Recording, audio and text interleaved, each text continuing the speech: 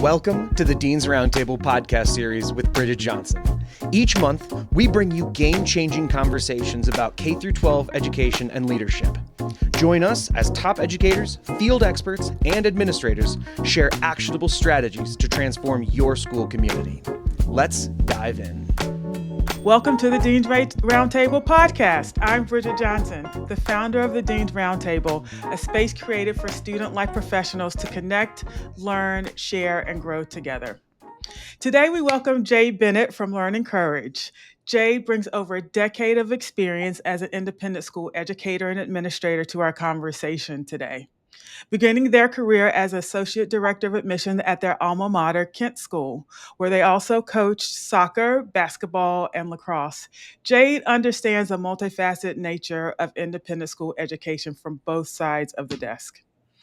With administrative experience at both day and boarding schools, most recently serving as a Director of Residential Life and Associate Dean of Students at the Master's School, Jade has consistently found innovative ways to support students from marginalized backgrounds through critical phases of their identity development. Today, Jade serves as a school support specialist with Learning Courage, an organization that partners with K-12 independent schools to reduce incidents of sexual misconduct, minimize harm, and maximize healing. In this role, they work as a thought partner for member schools, helping them develop ethics of care that center healing and survivorship while remaining responsive to community needs. Jade is also really smart. They hold a BA in Sociology and Women's Gender and Sexuality Studies from Colby College and an MA in Higher and Post-Secondary Education from Teachers College, Columbia University. On a personal note, Jade and I first met when we both worked at Prep for Prep, an organization dedicated to developing future leaders by preparing students of color for success at independent schools. It's been wonderful to reconnect and collaborate in this new chapter of our careers. Yeah. In today's episode, we'll dive deep into the CARE model, a framework that Jade has been instrumental in developing and implementing. We'll explore how this model helps independent schools address the unique challenges they face in creating safe, inclusive communities, the importance of proactive approaches to student well-being, and how schools can build cultures that support all students, particularly those from marginalized backgrounds. Jade, welcome to the Dean's Roundtable podcast. We are so glad to have you here today. Thank you, Bridget. That's a wonderful introduction. I appreciate that. Well, we do what we can around here. So I know I just read your bio, but tell us a little bit about your journey. Yeah, so I am originally from the Boston area and sort of grew up in a city called Lynn, and the schools there were not really great, at least the public schools that I were in my town. And my mom sort of thought, this is a smart young student, and I want them to have the best opportunities. And so she sort of did her own research on, what independent schools were out there, what other opportunities were there. So I found my way to Kent School for high school. I was there for 4 years, really found the opportunity to be transformational for me as a student. And then after that, like you mentioned, I went to Colby College for 4 years. I did a year of AmeriCorps before getting into independent schools. So that's something that I don't think is really mentioned a lot, but I did work at a level 4 turnaround school and really found sort of the bureaucracy in that space to be very difficult to work within and to support students. It was really heartbreaking on a day-to-day basis. And so when I got the opportunity to go back to independent school, and to go back to my alma mater, it was sort of a no-brainer for me. I enjoyed that experience immensely. And also sort of when you lift the veil at your alma mater, you sort of get to see how the sausage is made a little bit. And and I think it was best for me to move on. And that's when, I made my way to Prep for Prep. And that experience was, I think, phenomenal to just be sort of in New York City and working with, really smart students of color who just needed a sort of a leg up and sort of support. And so that was amazing. Before getting on to the master's school and working in their city term program, which was sort of it was a semester program, and we sort of used New York City as our classroom. And I think that is where I sort of got my first sort of stint as a dean in the dean world, and really trying to create culture, create like welcoming spaces for students who were only there for a semester. So that was like a crash course in sort of how to build community.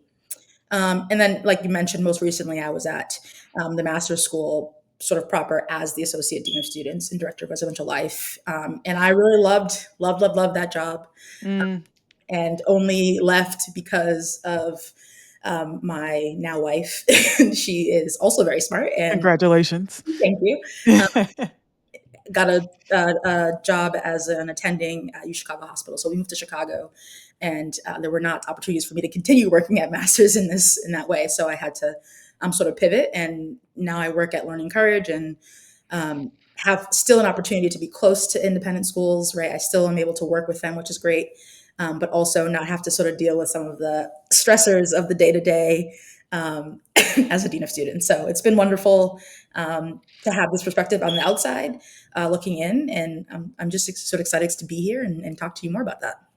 Awesome. So let's talk a little bit about learning courage, because this is where I feel like the care model originated from, and the presentation we did together at the TABS conference in December. Gosh, that was seems like it was a long time ago, but not really. But at the same time, Was a that long time ago. It's kind of weird.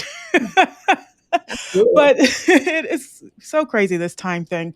But so let's talk about Learning Courage and talk about kind of its mission, its purpose, and how the care model came about. Yeah, so we work with independent day and boarding schools across the country, sort of to help them. We like to say build a culture that's intolerant to sexual misconduct.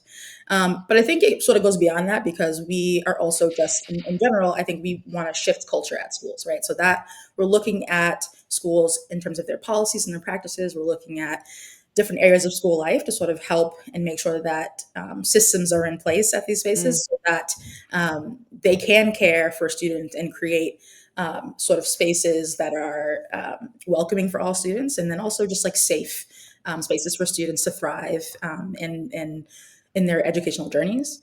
And I would say the care model sort of came out of we do some training with faculty and staff as well, and a lot of that is around boundary training. But what I think I notice is that sometimes it's really nice to just have something that you can sort of go back to, especially when you're sort of starting out earlier in your career. It's not always, there's not always a blueprint for deans, as you well know, because you've started this yes. podcast, right? So there's not always a clear path for that. And I think the care model is, and it stands for consistency, awareness, responsiveness, and empathy. And I think those are sort of key things when we are supporting our students through any of the number of things that they deal with on a day-to-day basis. Absolutely. Yeah.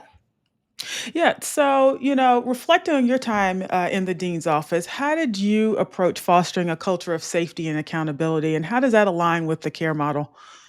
Yeah, so I think when one of the biggest things when I got to at least the last school that I was working at is they just there was a lack of systems in place, and I Mm, found it to be really honestly, I was like, I don't know how this school is still functioning, um, especially the boarding program. I think that was it sort of felt like the the forgotten stepchild of the school, and it sure. just sort of functioned in an interesting way, in that, like, after when the day students left school, basically campus was shut down, right? And I think Mm, no way for students to first of all feel like they are cared for and sort of heard and seen when they just are sort of relegated to their rooms after, or their dorms after the school day ends, the academic day ends. And so I think the biggest thing for me when I started there was employing that sort of empathy piece of this, uh-huh. and sort of listening to students. So I convened so many different groups of students, faculty, especially within the boarding program, because I wanted to Hmm. hear from them about, what are the things that you need? What are you seeing? And I think Sure. for students, right, they really were looking for opportunities to, first of all, connect outside of the academic spaces, and also outside of the dorm, right? They wanted to have some sort of Yeah. yeah, they wanted to be able to connect with one another. And so what I recognize is, like, there really wasn't opportunities to, let's say, use like the facilities after hours. So tried to do things and implement systems so that, right, we had like recreational hours after, but I think it was like from six 6 to 8 or so, right before study Uh-huh. hall. And what you started to see, right, is that there were like the issues in the dorms, especially in the boys' dorms. So it started Yeah, to decreasing. Yeah, for sure. so they started to get some of that energy out, and then we're able to go back to school to their dorms and sort of settle in a little bit. So when I think about sort of the care model, I mean, obviously the consistency piece is important, but really trying to build and put in systems that created space for students to really just be with one another, and then also I think for me it helped me be more accessible too, right? Because I was also in the gym, like doing duty, playing with students, just trying to be sort of among the students in that way. And I think um, the care model really, I think, speaks to that, because you have to make yourself available for students in all ways, Yeah, obviously with like clear boundaries in place. sure. So students knew like they could come to me when they needed things. And I Mhm. was going to be upfront and honest with them about what I could do and what I couldn't do. I Right.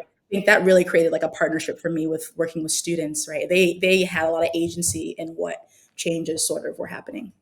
Awesome. And so, while I know we know that the C stands for consistency, what Mhm. you also said here was really important, and that another C could be connection. Mm, And I think what you just did was talk about how you create connection, not only between students, because students across dorms could now connect and get to know each other, but they also were able to connect with you, which mhm. is so important in creating a culture of safety or psychological safety where students feel comfortable coming to you for things because they see you more regularly. They see you in a different light. You're not just wagging your finger at them all the time. You're giving them the space and the opportunity to just kind of talk and be with I mean, I would say no barriers, but you know what I mean, in a comfortable environment. And that is so important. And I think sometimes we are kind of so quick to kind of go do the thing and check the box that we forget how important connection is. And I just wanted to highlight that for a second because, especially in residential communities, it is so important to have that connection. And so it can come organic and naturally if you provide the space. Right. But it sounds like at your school, initially, they weren't providing the space. So it really severely restricted what you were able to do and how you were able to connect. And so I just wanted to highlight that. Yeah, absolutely. And so now, C in the care model stands for consistency. And that is super important as well because you have to be consistent in how you are setting the standard for students, how you're showing up for students, how you are. Just being the adults in the community because we are models for our students, right? And if we are not consistent, how are we expecting them to be consistent? So, talk about a little bit when you were in schools, what were some of the biggest issues that you saw with consistency in your time? Yeah, well, I think like first and foremost, if you don't have sort of the policies to back it up, and not just sort of like the piece of culture where it's like things are supposed to happen on paper, but like that doesn't really have Yeah. to have these things like written down and solidified and like shared widely. And I think that's one thing that was missing, right? There was each Mm. dorm sort of did their own thing. People just made up their own disciplinary rules. And so what you see there is like you started to get sort of inconsistent application of um, rules, and that was creating strife among the students who were Oh, then absolutely. being like, but like this person did this over here and it's totally fine. And so the one thing that I really had to do and sit down, and this probably took the entire first year, was to create those policies and those guidelines and make them very clear and communicate them consistently. And then also like you have to get, or at least for me, I had to get the faculty and staff on board as well, right? The dorm, Absolutely. like they are the ones, and also sort of the student leaders, right? They are also the ones sort of setting the standard there. And so part of that consistency piece was like creating the space for the faculty and the dorm faculty and the leaders of the student leaders to come together, Hmm. like set those standards as a whole.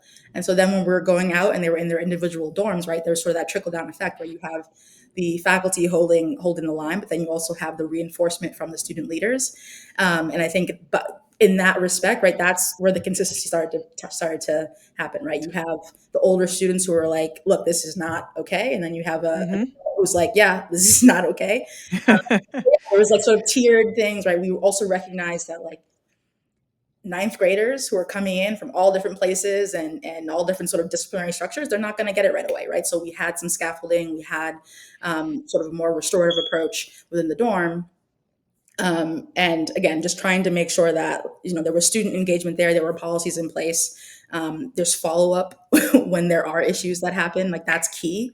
And I think the student engagement piece is really important, right? The fact that they are a part of sort of creating these systems, I think was really important to keep it consistent.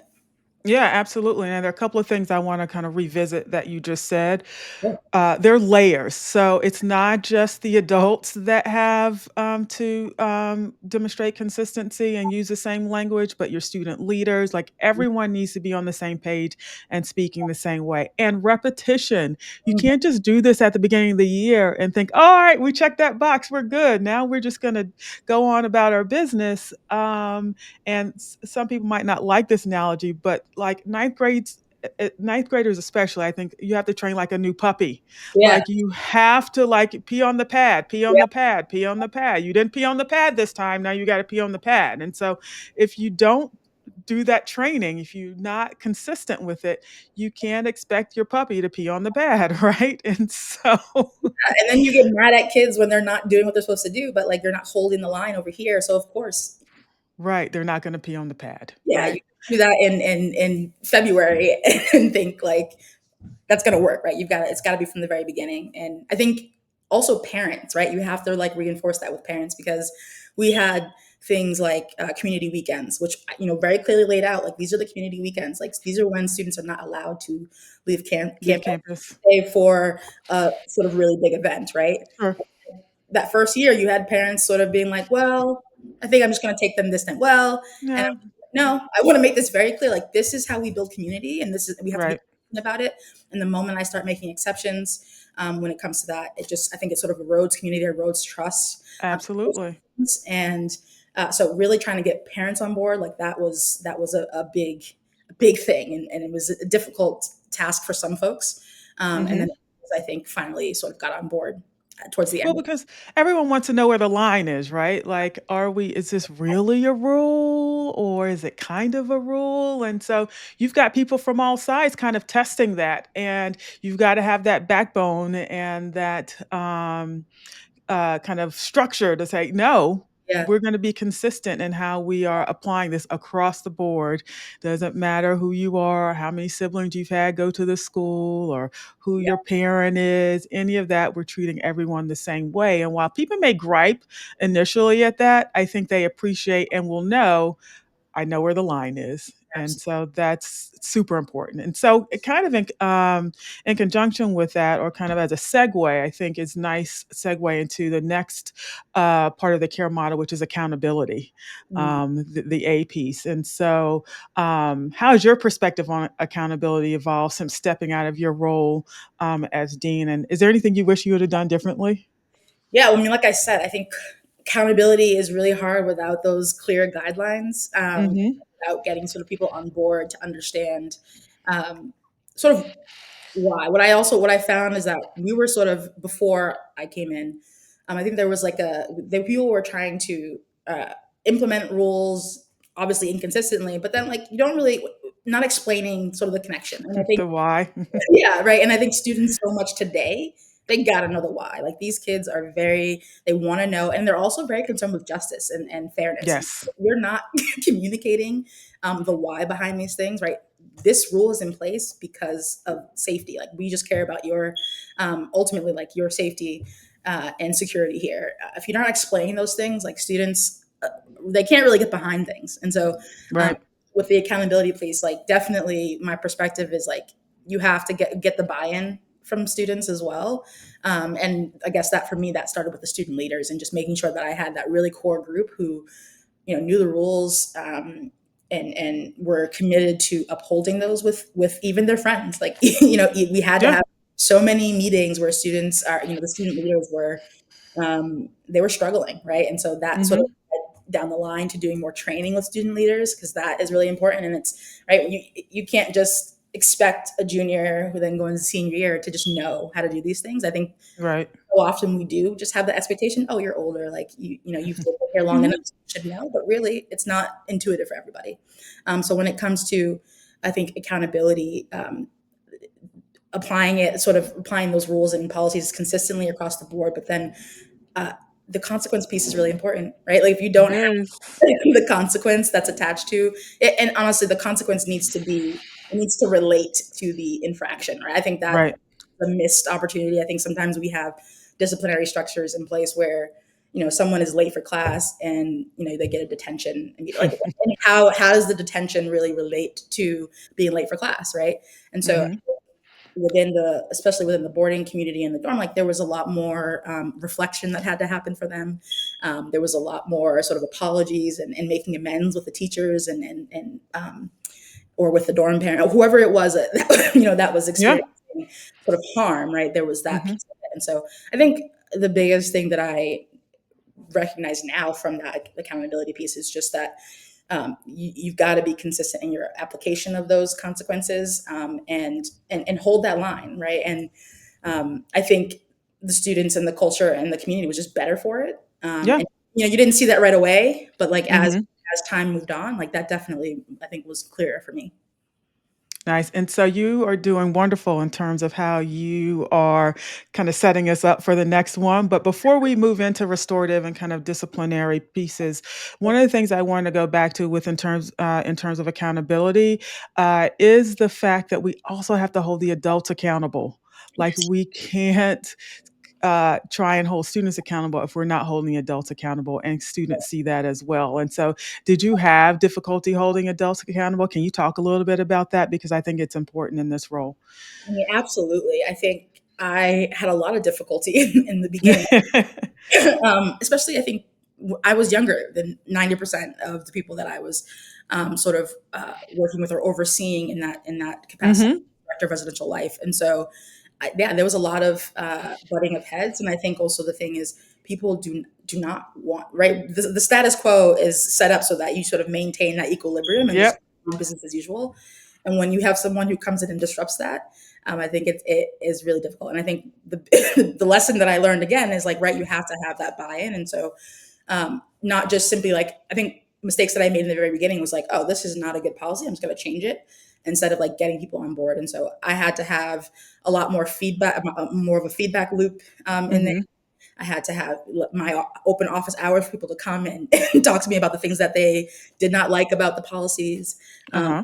I think when you have folks who have been operating, right, like I've done my time, this is not really, I don't need to be doing these extra I hours. am very comfortable. You're making me uncomfortable right now. This is discomfort. I don't want any discomfort. Exactly. You're gonna run up against some things, and so yeah, I think I had a really difficult time. But what I think tried to do was let people know, like at the end of the day, this is about the student experience. Like we need to be student centered in our approach to all of this. And I get that it's uncomfortable for you, and I get that you've been able to do X Y Z. But when you really break it down, like it's really just an hour of your time twice a semester. That's not like a lot, right? Right. Scheme of things, and it's going to improve the student experience so much. And so there was really that piece of trying to explain, okay, this is how we're doing. This is the model here. Explaining why, again, like why is this important, and how is it going to impact the greater community. Mm. Was the sort of the only way that I was able to go about this, but then also getting support from senior administrators as well. So getting support from the head of school, getting support from the dean of students, that was absolutely essential because again, right, I had that backup, right? The dean of Right. faculty. If something wasn't getting done, if people were not showing up to their posts, like I could reach out to the dean of faculty and say, like, look, this is not happening, right? I've spoken to this person a number of times. They're not showing up. They're not, being accountable to themselves and to the students. And so what are we going to do about this, right? And so I had that backup as well. And in the same way that, right, students and dorm faculty work together, like I was working together with senior administrators to make sure that at the end of the day, this was about the student experience and the way that we were going to be better as a community, Hmm. keeping that in mind and keeping our values as a school in mind. That support and teamwork is super important. It's almost impossible to do your job without it because you need everyone kind of on the same page and saying, "All right, you've got to pull your weight." And if you're not, we have to have a conversation about it, and people have to be willing to do that and have those conversations. So, you talked about kind of making sure that the infraction, that the consequences fit the infraction. And so I want to move into the R and talking about kind of restorative versus punitive approaches and restorative practices. And so when you were in schools, how did you navigate the tension between, being restorative versus the traditional disciplinary measures? Yeah, I got to be honest. I found that one really, really difficult. Right. It is. The biggest, my biggest gripe was being a part of a school where educators, it seemed like they wanted students to like, it's like, it's like, no, I'm the adult, they are the student, and that is just the end of it. And it's like that. How do you feel that that is building community, right? And when you Hmm. think about restorative practices, is all about the relational piece, right? Yeah. You've got to build the relationship first before you can get to the restore, the questioning and all of that stuff. And I think what I found sort of difficult was the relational piece for some of the adults, right? They were seeing themselves as the authority and students as whatever the recipient of that, Hmm.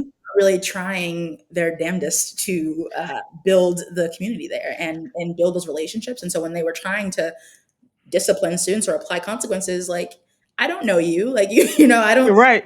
like, I don't have a relationship with you, so this is really awkward. And then you found folks who were just like butting heads with students because you were trying to be like buddy buddy over here, and then over here you're trying to like put down a consequence, and it wasn't working. And so we had to have several conversations with other faculty about that, and just making sure that in terms of like being restorative, like, you got to build a relationship first. Like, you've got to Absolutely. That is the foundation of being restorative. What are you restoring to? How are you exactly. restoring if there's no relationship there? You can't restore anything because there's nothing there.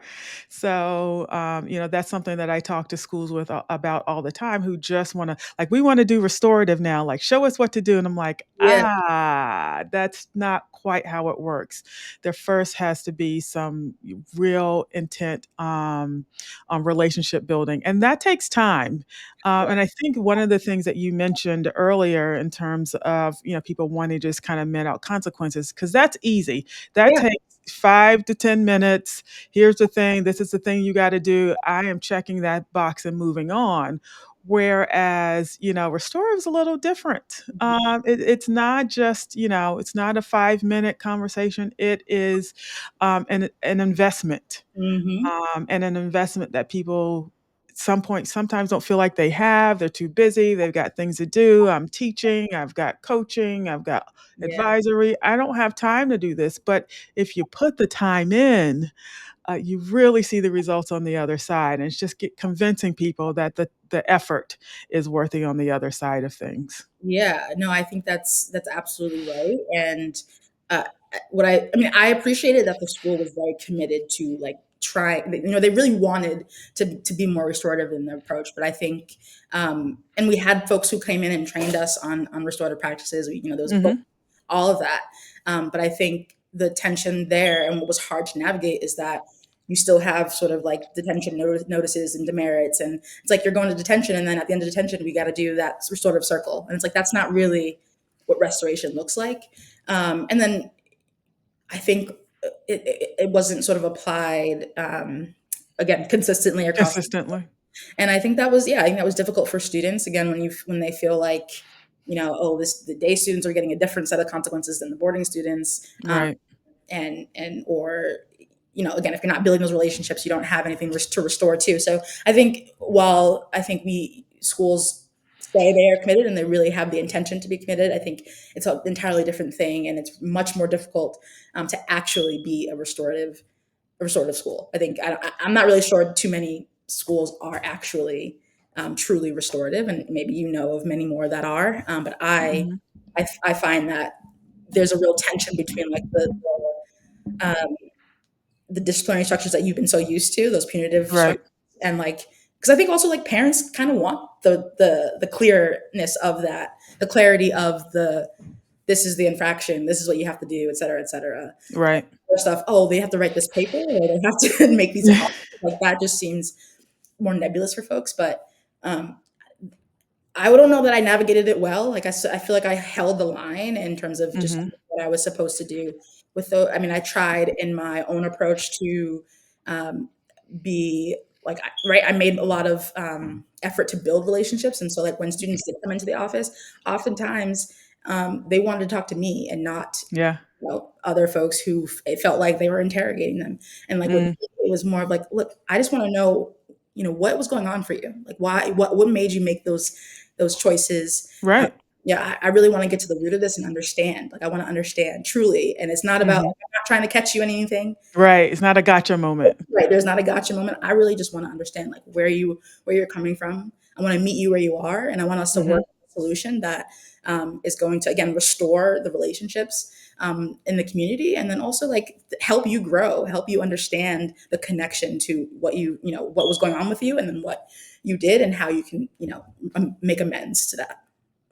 Yeah, one of the things that I also feel like people struggle with when making this transition is that restorative doesn't mean absence of consequences. Like Mm-hmm. we don't live in a world absence of consequences. So I wouldn't be an advocate for creating this space where there are no consequences. There are some things that they need some clear consequences, and so being able to thread that needle though and like kind of be consistent in both of those things is hard, Yeah, and you have to really be intentional in that. And so it's not either or, it's both and, right? It's consequences and how you are restoring the person back to the community and how you're restoring relationships. And so, again, a lot of work. It's not just checking a box, and yeah, so that's where the rub comes. I think a lot of times, when people get in their mind what they think restorative is, and like, first of all, they don't want to do all the steps, they don't want to do all the things, they don't want to have conversations, but they also think, well, I think you mentioned something earlier about people, wanting to be the adult and like, and shaking their fingers, say, these are the consequences. You cannot do this. And so I'm feeling like that's your role as an adult, is to met out consequences. And so getting people to kind of shift their mindset a little bit is tricky or yeah. hard. You think about the preparation piece, like I feel like Hmm. adults had a hard time with like the fact that students weren't ready to come to the table, and it's like, what do you mean they're not ready? They are the student. I'm Right. I told them to come to the table. Yeah, like to have this confrontation. It's like, no, this is not how you're going to go about this. And like, I think so many of us are not trauma informed in our approach to this as well. Mm, And what that means is like recognizing that students come from all different backgrounds and they come with their own set of baggage. And so the way that you're approaching them in certain contexts really matters, right? Like absolutely. if you have a bunch of, black boys in your office and your approach is to interrogate them on things and try to catch them like that, depending on where they come from, what they've experienced in life, that's not going to be a way to get them anywhere. And so, right, Nope. I tried to recognize those things. I tried to help other people recognize those things, and I think we Hmm. were better for it. But I think that is something that people really they fail to recognize in a lot of contexts because they're very worried about their positional power, right? Like that that means something to them. Yeah. I want for so many educators to sort of divest from that and like recognize, right, it is about the relationship and it is about us, like a sort of a partnership. There obviously, like you said, there are consequences for certain things, and I think, like you said, it's a both and piece. Yeah, that whole notion of I'm the adult and I'm in charge, and I one, I have all the answers.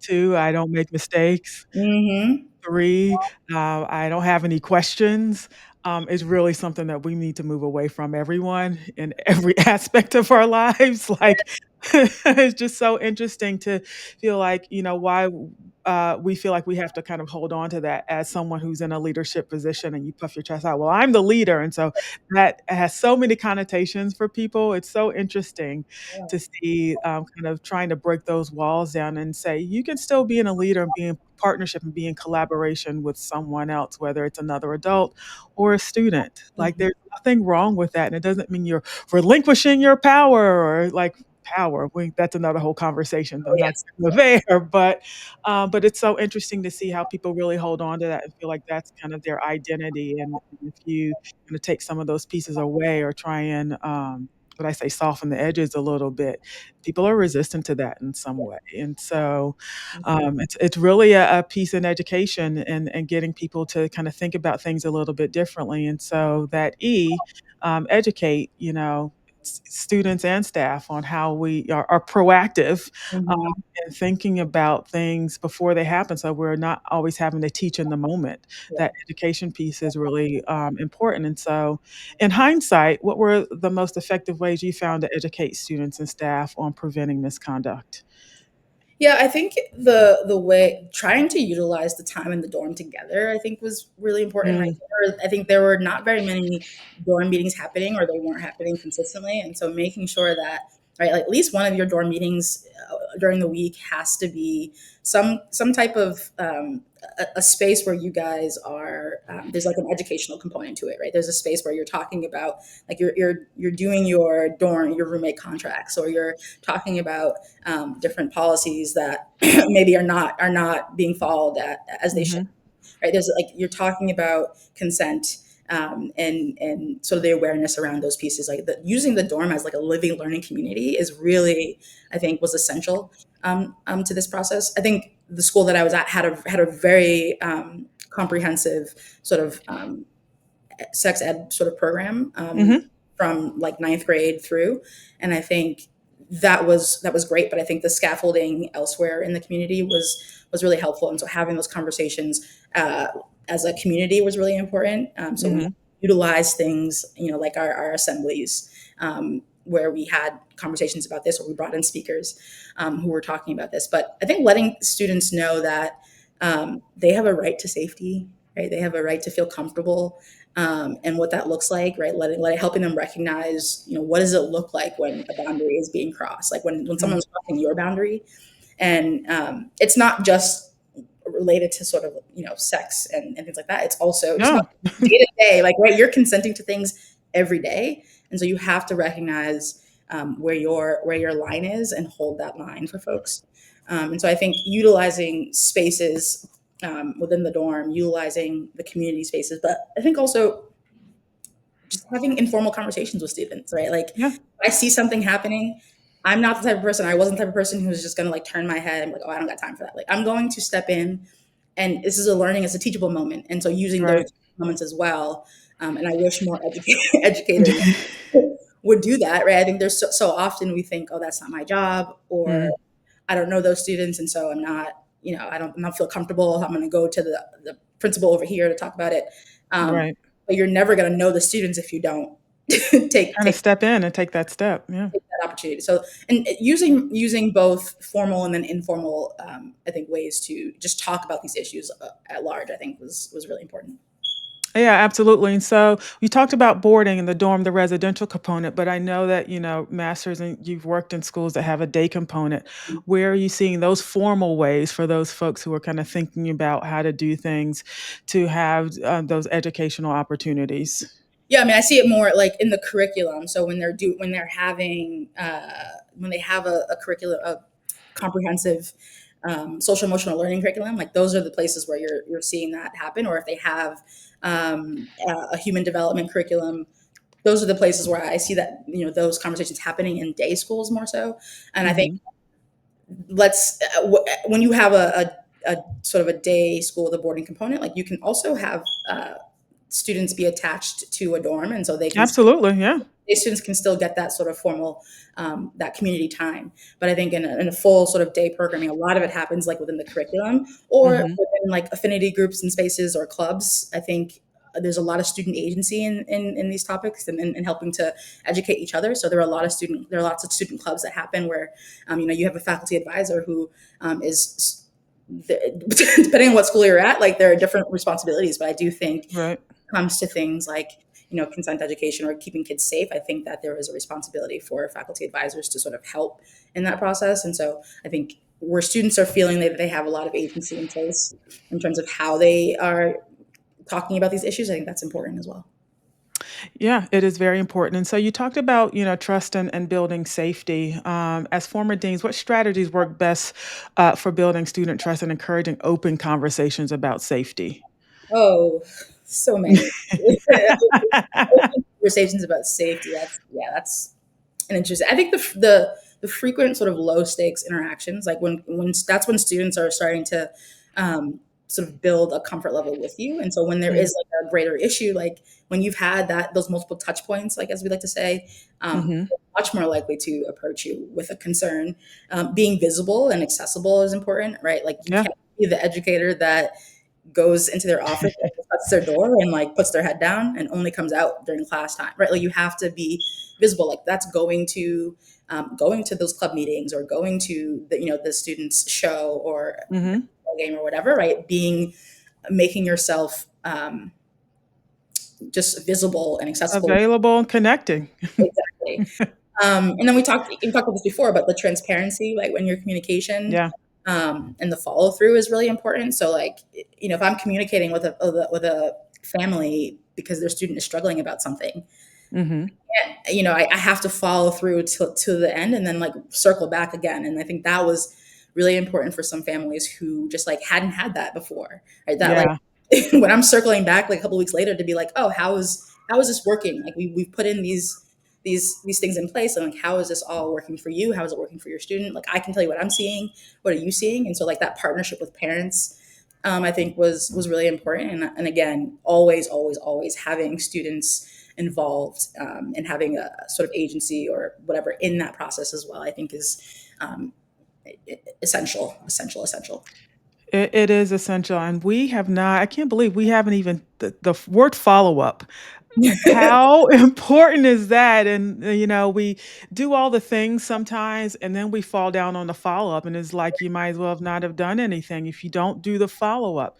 That's I actually tell people now, and it's something that I didn't realize during my time, that that's where the real work begins, Yeah. in the follow-up. And yet, I mean, we have to go through the kind of process of, infraction, consequence, but follow-up, that's the rest of our lives, right? And so how are we following up with the students and adults involved? Are we following up with the parents, and in what way, and in what increments? It's not just a one time, Yeah. because this is a thing that can really take on a life of its own. And so if you don't treat it as such, Mhm. it's actually like you maybe didn't do all the work before that. And so I just want to spend a moment to just Yeah. talk about follow-up for a minute, because again, that's hard work. It's time consuming, Mhm. but so important on the back end for everyone involved. Yeah. Yeah, I think that's part of that responsive piece, right? Like being in terms of the care model, like being responsive. It's like timely in your action. So whatever is happening, like you're doing that, like right. You're making sure that the timeliness of it, like sort of is in line with what is happening, right? Making sure that you're supporting students sort of right away, and that also, I think, with the follow up and follow through is important for students to let them know that like you're somebody that they can rely on, that's someone that they can trust. And like if you don't do that follow up and that follow through, like that's breaking down trust. That's like eroding trust in that relationship that you've spent so much time building. And I know like it gets really busy, and with the work is the interruptions, like we know that about being in the dean's office. And I think one thing that I found really helpful is like if I am finishing a meeting with a student, like I will send an email right away that says like this is our Mm. discussed, and then Uh-huh. this is when we're going to follow up. So like I'll set a meeting almost immediately to make sure that it's on the calendar, that they know it's coming up, like with reminders. And then like when I see them out and about, like again, just making sure that they recognize that I know what's happening, and I'm going to check in with you informally, but then also like know that down the line we have this check-in again. Um, Right. that is actually really helpful. It was really helpful, and for me in terms of my follow-ups. I think at the beginning it can be so, like, at the beginning of the school year, it can be so like overwhelming, um, Mm-hmm. trying to get everything done. And if you are meeting with families or meeting with students, and so the first thing that you do when that meeting ends is to send that follow up, I think it lets them know that you're serious about this, that you really do care, and that you do want to sort of check in on them at the end of the day. Yeah, and so that's another part of the R that we didn't talk about, response. Yeah, yeah, And so I do want to go back to that for a minute too, because sometimes we get so caught up in the things that we don't respond in a timely fashion. yeah. And that can also be detrimental to everyone involved, especially if people are waiting around to see how you're going to respond, whether you're going to be consistent, whether you're going to kind of do what you say you do, where you're going to hold people accountable. And so that response time is super important. And not only in just doing the thing, but being transparent in how you respond. So it's not just saying we respond to the people who need to know, Yeah, right? yeah, Because that also can get us in trouble. The narratives that people can create when they don't have any information is wild. Like yeah, I'm like, how did you even get there? Like that wasn't even. yeah. I don't even understand your logic. I can't get into everyone's mind. So that's not what you want people to do. But if you can close that gap in Hmm. terms of response time and narratives that people can kind of spin Yeah. based on not having any information, is really important. It can also help you on the back end. Oh, So I just wanted to kind of throw in that response because we didn't really talk about response in the way we probably should have.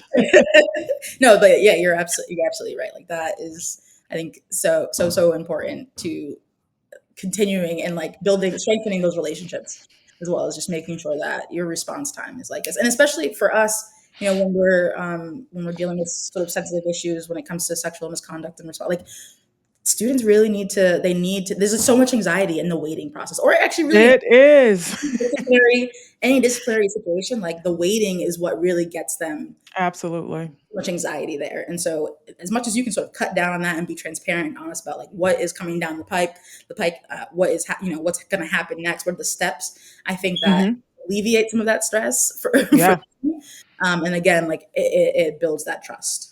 Absolutely. And so thinking about back to your time as dean and thinking about the care model that we've been talking about, can you share a time when you had to make a difficult decision regarding misconduct? And looking back, how do you think the care model would have influenced your approach? Ugh. Well, so when it comes to, I think I'll speak to a situation that was related to just like student infractions of like Uh-huh.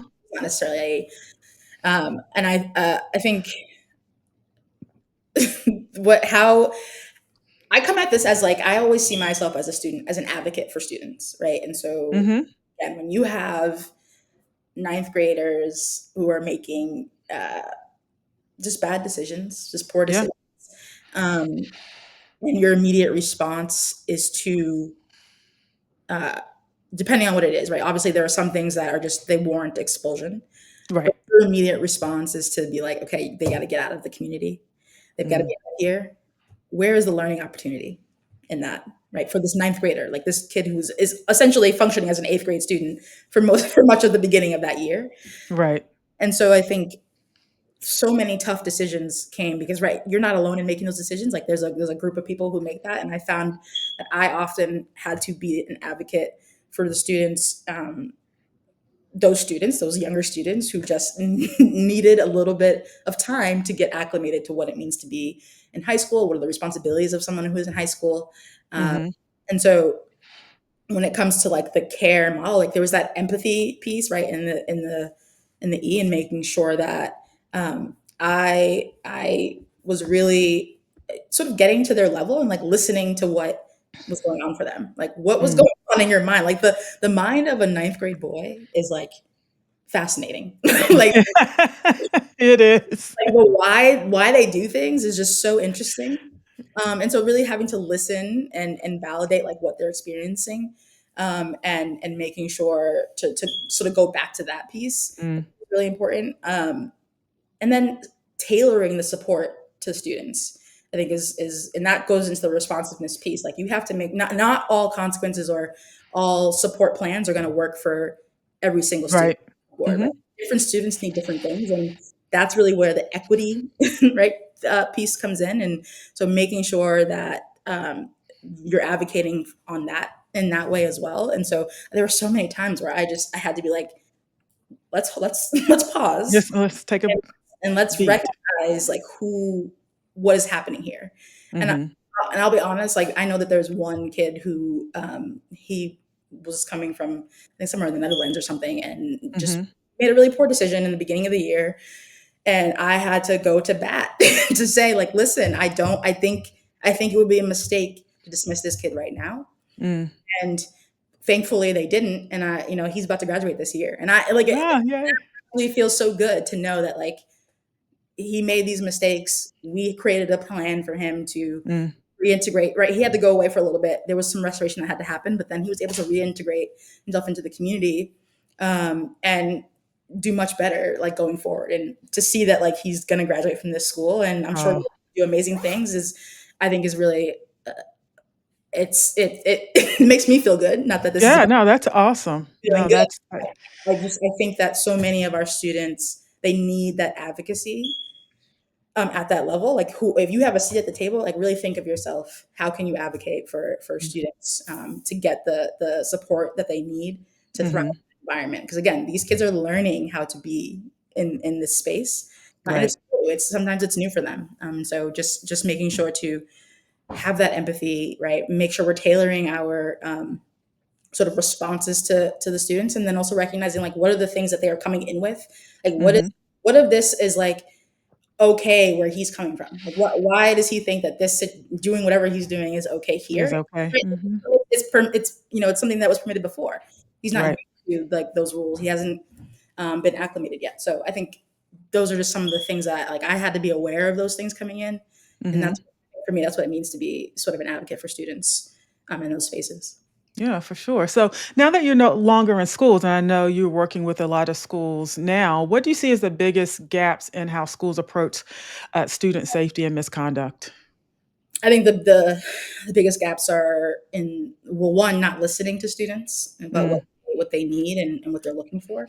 But I think also just in the policy and the application of that, right? Sometimes you have systems, but they're not necessarily written down anywhere, and so like you have that institutional knowledge that like sometimes will leave with educators who Yeah. they belong, and like they themselves are an institution and they have all of these things in their head, but it did not just sort of translate when they left. And so now you're like sort of at square one. And so Mm. I think uh, I lost my train of thoughts. What was the All good. question? What's the question again? So the question is, what are the biggest gaps that you see in schools and how they approach student safety and misconduct? Where are they lacking? Yeah, so I think they're lacking in the policies and application, Yep. but then also in communicating those policies, right? I think we Yep. tend to think, oh, this handbook has everything in it, and you're supposed to read at the beginning of the year, but that can't be the only way that you are letting people know about these these policies, Yeah. students and faculty. And so like for me, what I tried to do was at the beginning of the year is have a meeting where we're talking about the sort of the bigger things and any of the bigger changes. Like that's something that I would talk to students about, and then Hmm. right after that meeting, they're going back to their dorms and they're having a dorm meeting where they're talking about these rules and these policies. And I think one thing that I was not shy about was like recognizing when I was wrong and Mm. like making that known. And so again, I think that if a student said to me like this policy really does not is not working, and I could Yeah. see, or if parents were saying I don't think this works for us, like we are 5-day boards, this doesn't work, Hmm. just trying to come up with solutions that really I think helped and supported students in keeping themselves safe. So um, yeah, I think it's complex It is complex to for say. sure. Yeah. One of the things that you talked about just a couple of seconds ago is about, people who are the institution leaving, Mhm. and having that knowledge. And so, schools often struggle to maintain long-term change when their leadership transitions. So, how do you help schools to think about, how you ensure cultural and policy shifts remain in place after someone leaves? Yeah, we are very clear that these things need to be written down and like codified in a way that Mhm. it's clear that this is the standard and like it's in the handbook. It's you're keeping clear like documentation of your handbooks and how they have changed over time, right? Because I think sometimes we don't learn from our sort of mistakes or what we've done, or we like make a new policy this year, or make another new policy this year, and sort of get rid of things. But I think it's important to and we think it's important to make sure that we're documenting these things, documenting these changes, and um, making sure that they're sustainable beyond that person's tenure, right? That there's a plan in place, like there's policy that you can go back to, or Right. like there's a place for this, and I think that's one of the things that I tried to do when I was leaving is right the new person coming in. I actually spent time working with them that summer to like talk Mm. about this is where everything is, this is what I've started, and this is where it was going, and Uh-huh. by all means, like you can sort of shift and change things as you want, but making sure that the person coming in like recognizes and or knows or has a place to understand like where we're coming from historically and like Yeah. where we're trying to get to as an institution. But I think Mhm. making sure that these things are sort of clearly defined, written down, and that they are you've got clear records of them and the Clear change. records. Yeah, like that's just so important. So important. So, Jade, as we start to wrap up today, it's been a wonderful conversation, and I could go on, but probably should let you go. But if you could give some advice to deans of students trying to implement a care model on their campus, what would it be? I think that you don't there's if you look at the care model and sort of everything that goes under it, like you're not going to be able to do everything perfectly. And so I would just say to give yourself that grace, right? There are some things that I think will happen more organically. Mm, And there's some things that will take a little bit more, like a little bit longer to get to, and just giving yourself grace as you are thinking about that. But more importantly, just keeping the students at the center of this. Like whatever you do and how you're taking this model and applying it, just making sure that like you're being student centered in your approach to all of this. And I think the care model, it just by design is a student centered and a sort of a trauma informed model in and of itself. And so just recognizing that it's if you've been accustomed to doing things a certain way, it's going to be a little mhm, bit hard to like make those shifts. And I would say as someone who came from like I went to an independent school that had a very traditional disciplinary model, and so when it came to like shifting those ideas to thinking about more restorative things, it was like mm. it was a mind. It was like hard to get on board with that. But just being open to those shifts and yourself and like your own sort of ethic of care, like making sure that you're open to those shifts. Awesome. Well, I think that's a perfect place for us to end. Jade, thank you so much for your time today. I really appreciate it. This was an awesome conversation. Thank you. And as we close it, I want to remind people that registration is now open for the Dean's Roundtable Annual Conference. The conference will be held June 23rd through the 26th on the campus of the New England Innovation Academy. We have an exciting lineup of speakers, including Jade and Learning Courage. So I'm excited to see them there. And we hope to see you there as well. And as always, thanks for spending time with us on the Dean's Roundtable podcast. Have a good one. Thank you for joining us for this episode of the Dean's Roundtable podcast series. For those of you leading the charge in student life, if you're ready to rediscover what made you fall in love with this work in the first place, join us at the Dean's Roundtable Annual Conference. During these 4 transformative days, you'll connect with fellow deans, share game-changing ideas, and walk away with practical strategies you can use right now. Head to deansroundtable.org to learn more, and if you enjoyed today's conversation, be sure to subscribe wherever you listen to podcasts. Today's episode was hosted by Bridget Johnson in conversation with Jade Bennett, produced and edited by Andrew Sigmund, and music by PremiumBeat.com. For any questions, contact information can be found in the episode description, and, as always, thanks again for listening.